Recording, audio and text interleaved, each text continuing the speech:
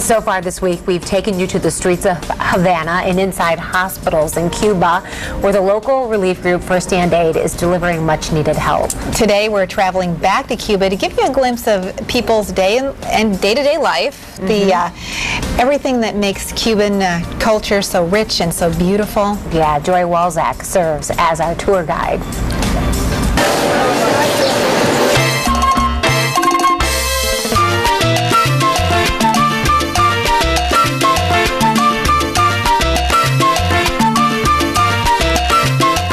My favorite things about travel and learning about new places is learning what people eat everywhere, including here in Havana.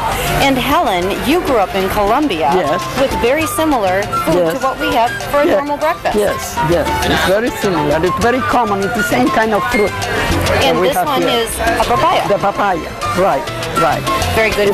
When they open, they are different kind of colors that can be red, yellow, or green, but they are all very good. What's beside us? This is what they call a cucumber, white cucumber. And it's one of the things that they are growing very common here. Then we get here this mango. This is when the mango is not ripe, it's green and it's hard. But then when it's ripe, the colors are beautiful. They change color, they turn red, they turn yellow. They are beautiful colors, and they can slice that as another very good fruit.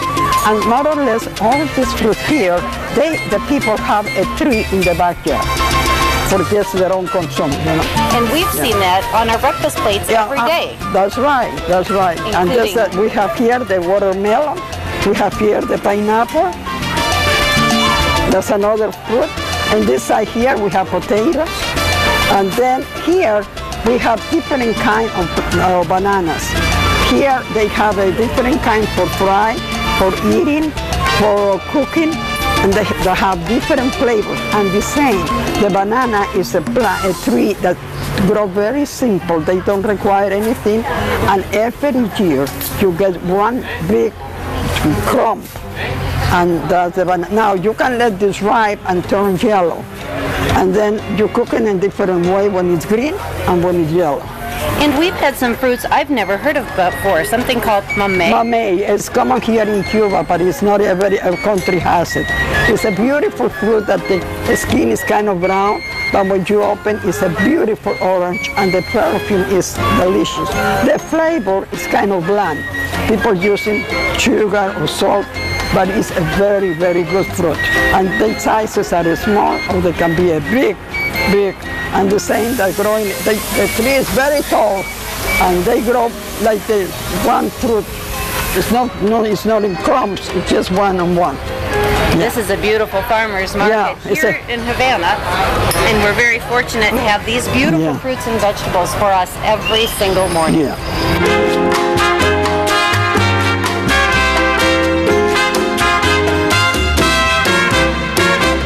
Another incredible thing about the farmers market here in Havana are these beautiful flowers. Tell us about this one. These are Mariposas. They are the national flower, and they smell beautiful. Oh, you're right, they sure do. They do.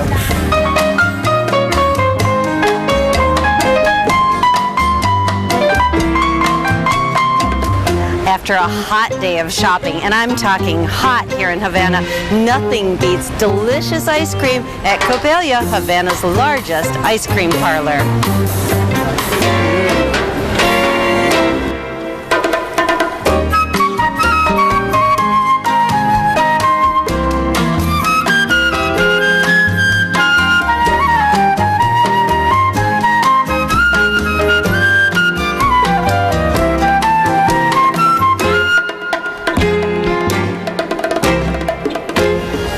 That's right, we are shoe shopping in Havana, just one of the things that you can do here in Cuba. But I'll tell you what, the price of these shoes, 20 pesos, which could easily pay a month's salary for 2 people in Havana.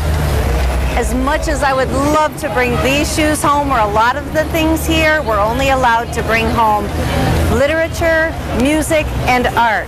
No shoes. Sorry, Terry and Rachel. Oh, Oh, wow. Look at those legs. Joy, I had no idea your legs are so gorgeous. You needed to buy those shoes. Get the shoes. Yeah. That is amazing. That is so cool. I mean, and could what she Joy not- was saying about the cost of those being what somebody would make in a month's time. Right, two people. And it's interesting because I can't believe she couldn't convince them that shoes are a work of art, especially shoes that look that beautiful. Yeah, exactly. No question about that. The first person Joy interviewed there in the farmer's market is Hellen Kwant, who lives in Lansing now, but she actually grew up in Colombia. She went on this trip with her son, Class Kwant of GRCC, who shot all of the video and edited it and has done a fantastic job in helping us bring these stories to you. And giving us just a great opportunity to see up close and personal the great work this organization is doing. Class gave his mother this trip to celebrate her upcoming 80th birthday. Helen traveled to Havana frequently back in the 1950s to dance at the Tropicana with her friends. Wow. How about that? What a memories. life. I know. I'd love to see your scrapbook. Oh, sure. And her knowledge of Cuban foods and, of course, the language were a huge help for the rest of the travelers in their group. And tomorrow we're going to meet the whole group. Wow. It's been such a pleasure to be able to experience this trip that Joy went on and be able to kind of feel like we've been there, too. Absolutely. You know, the off limits, that's really off limits. Sure. Yeah. Don't go away. We'll be right back. Allá en Osmani. This is the best mojito in La Habana. Terry and Richard come to La Habana. I West.